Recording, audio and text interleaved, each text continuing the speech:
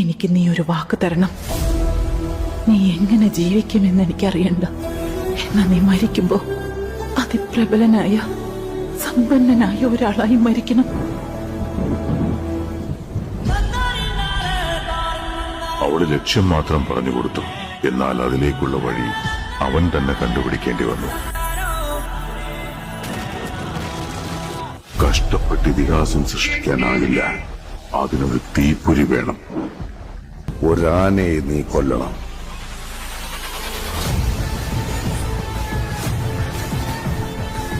വാള് വീശി രക്തം ചിന്തി യുദ്ധം ചെയ്യുന്നത് തകർച്ചയ്ക്കല്ല, ഉയർച്ചയ്ക്കാണ്. ആരെ കൊല്ലാൻ വേണ്ടിയാണോ എന്നെ വിളിപ്പിച്ചത്, അവനെ കൊല്ലാതെ ഞാൻ തിരിച്ചു പോകില്ല.